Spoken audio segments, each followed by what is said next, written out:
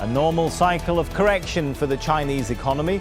Or is the government losing control? New government data shows the slowest economic growth in China for a quarter of a century. So what's gone wrong, and should the rest of the world be worried? This is Inside Story.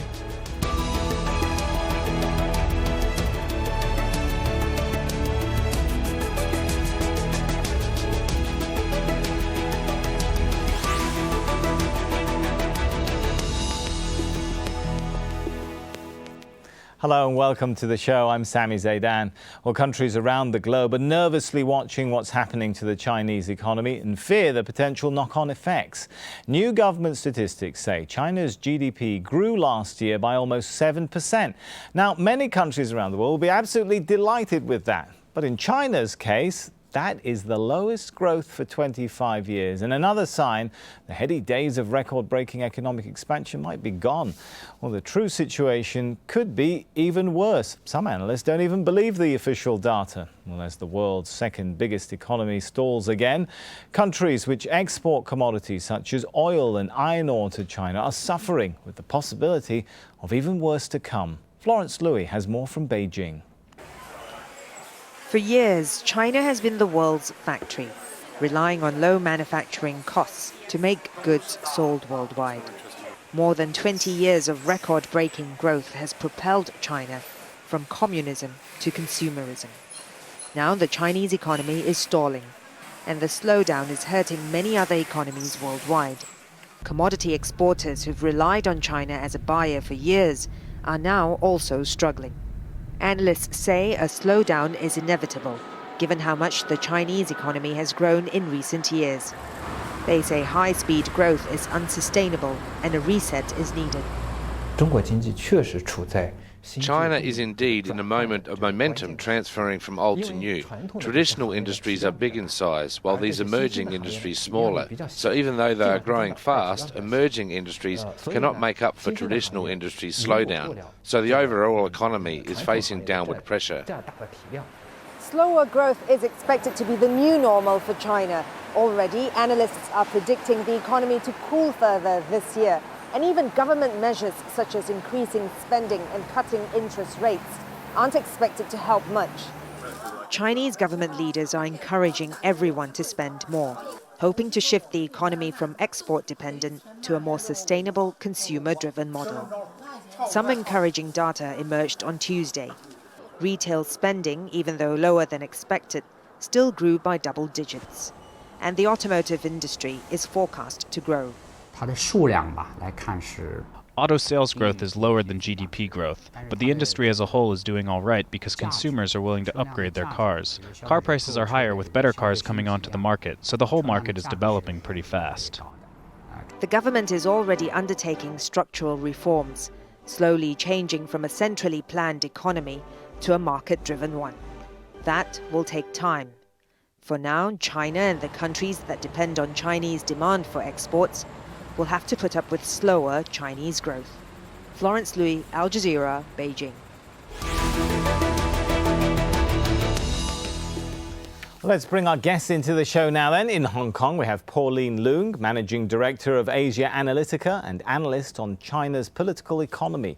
In London, Chris Watling, Chief Market Strategist at Longview Economics. And joining us via Skype from Ningbo, China, Michele Geraci, Professor of Finance at Zeidan University and an economic advisor to governments, corporations and investors in China.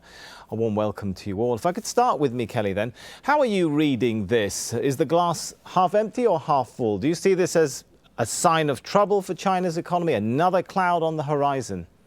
But the number was largely expected. As we heard before, this is part of this new normal, which the Chinese leadership has been telling us for the last couple of years already. They have already abandoned the famous 8% GDP target, and the narrative in the Chinese media, in the economic circles, has now shifted to lower growth rate. Even a few days ago, we heard the government officials saying that even 6.5 could be quite perhaps a challenge for the 2016 and even for the average, and even more challenging for the next 5 years until 2020. So the number in itself today did not surprise me. In fact, it was pretty much as we had expected. Still, behind this number, there are loads of interesting stories that one should analyze to understand the nature of this 6.9, where it comes from and what it hides behind it. Okay, and that's exactly what we want to do. But clearly the alarm bells are not ringing there for Michele by the sound of it. Chris, do you agree with that, that perhaps this isn't such a big deal as many people fear it is? Well, I'm slightly more sceptical than that. I think we have an economy here that's had one of the biggest credit booms pretty much of any economy relative to GDP in the last 40 years. And what we know from the history of credit booms is they're generally followed by credit busts.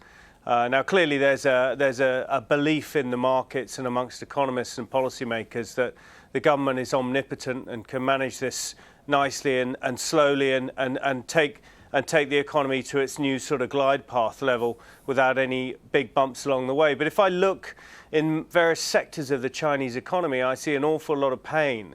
Across analysis we did of 1,400 companies, profits are contracting by 40% year on year, revenues are down 10% year on year, and that's consistent with what producer price inflation is telling us. There's an awful lot of pain in a very significant part of this economy, and I find it hard to believe that the economy is just going to nicely transition through that to this wonderful consumption utopia that people keep talking about. No, I mean, China to me has got a lot of excess in it, and major slowdowns, recessions tend to follow economies that have big excess as they unwind those excesses. So, no, I'm not so confident that all is as well as it seems. Pauline, Chris makes some good points there. I mean, when you look at the bigger picture, I mean, you can on the one hand say, of course, you know, the figures came in line with expectations. But when you look at other figures for the Chinese economy, exports weakening, domestic demand sluggish, debt is high, investment slowing. There is a bigger problem here, isn't there? Basically, there are no growth engines. For exports, global demand is down. The cheap labor that had made China so successful, the labor pool is shrinking. Investment is on its last legs. It's been pulling the economy along for a while. It can't do it anymore. And then there's that much talked about switch to consumption. That takes time. People seem to forget that on a per capita basis, China is number 70, number 80 in terms of global ranking, about $8,000 per capita GDP compared with, say, the United States, 55,000, 60,000. So consumption is going to take time to be able to drive growth. So the outlook is really much, much slower growth for a couple of more years to come. Okay, we'll get into what that means for the world. But before we do that, let me go back to Michele. Let me take a quote from Pauline there. There's no more growth engines left. What makes you, it sounded, shall we say, cautiously optimistic, confident that the government can manage this one? What advice do you give to government officials when they ask you for it?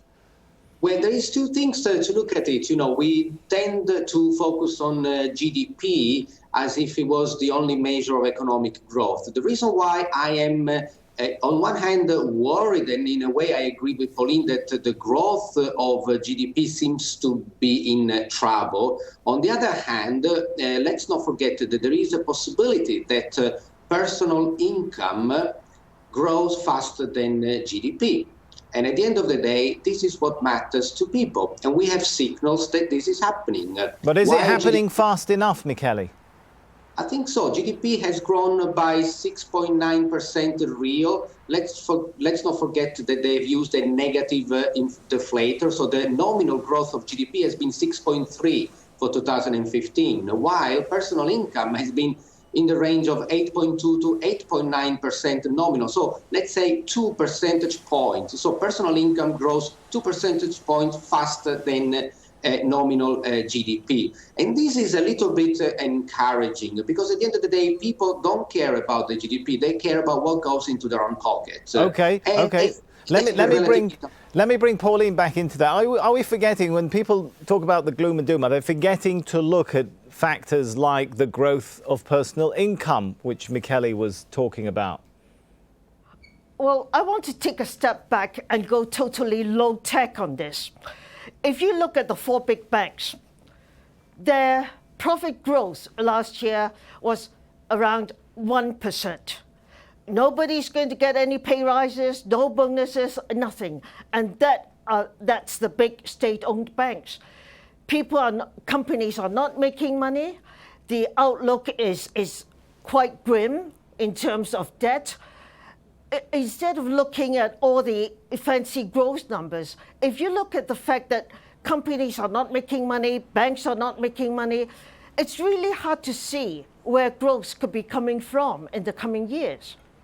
Talking about taking a step back, Chris, how do we know these numbers are accurate? There's been a lot of comment and doubt on them. Do you fear that maybe the slowdown could actually be greater than what we're being told officially? Yeah, absolutely. I mean, I'd like to pick up on that and what Pauline said as well. I mean, the corporate sector sits at the heart of wealth creation in any economy.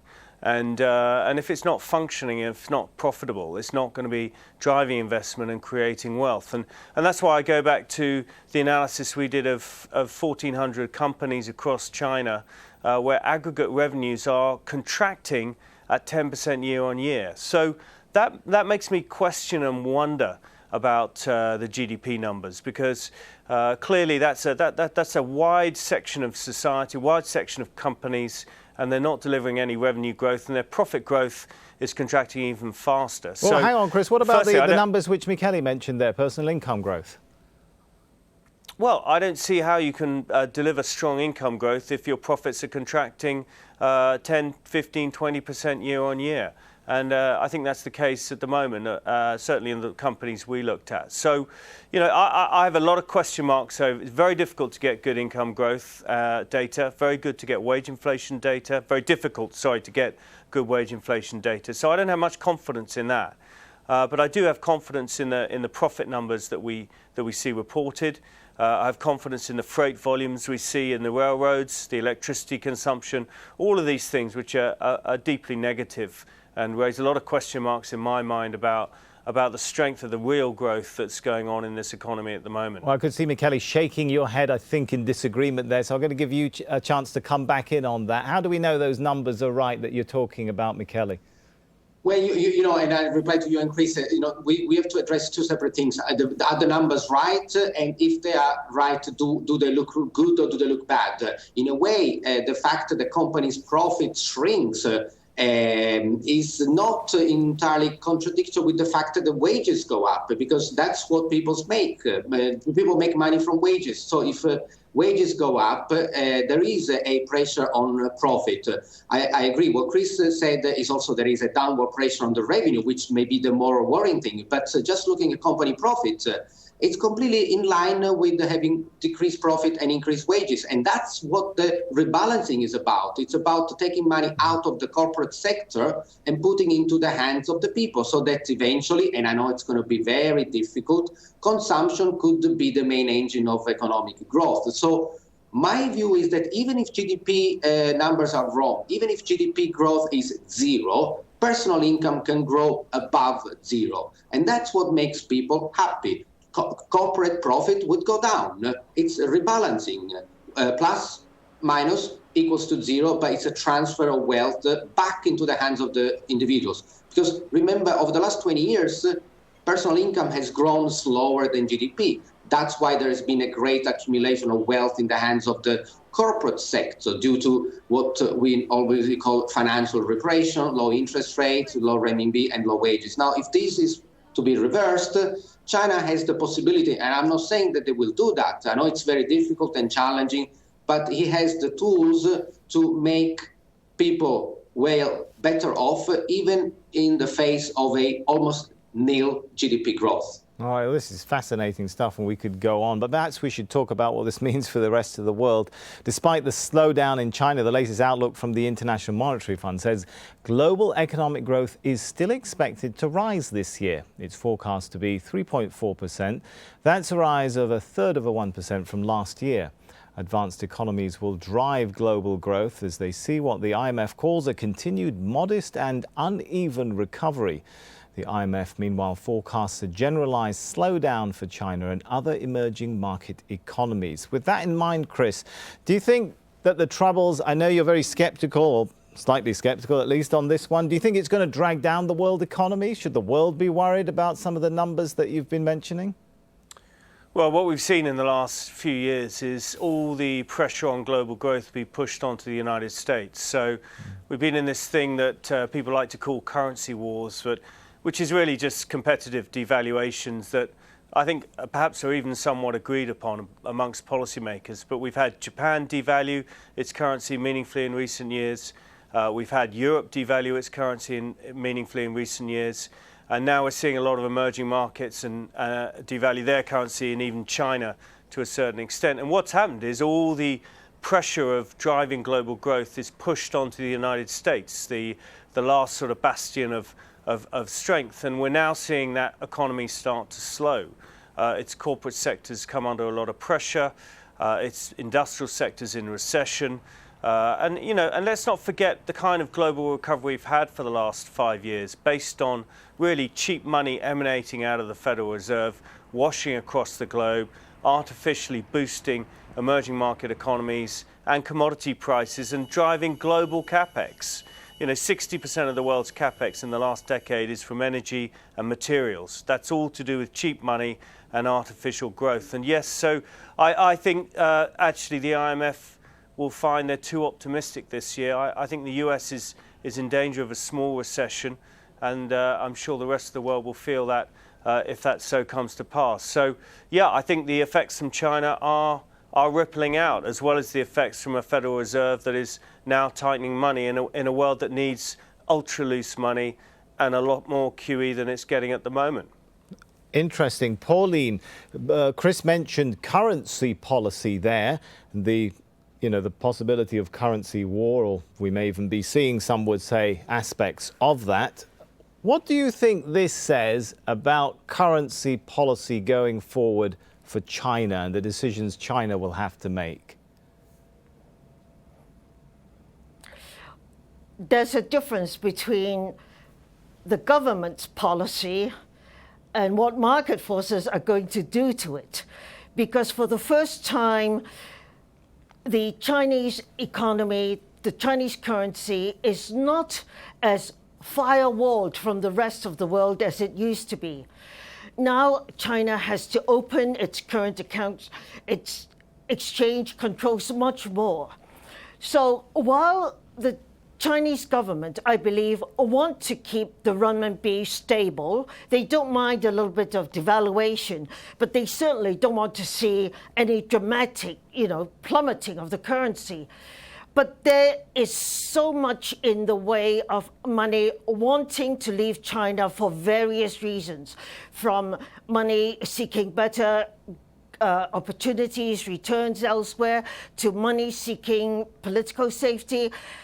So it's going to be a big struggle between the central bank trying to keep the currency stable and market forces inside China as well as outside pushing the currency down. So this is going to be a very interesting year. A very big struggle, Kelly, there is the way that Pauline sees it. Is there an easy way out? Some say China should have freed its exchange rate before this point, when money was still flowing in fast and furious. Now the economy is slowing, debt's piling up, the dollar is strong.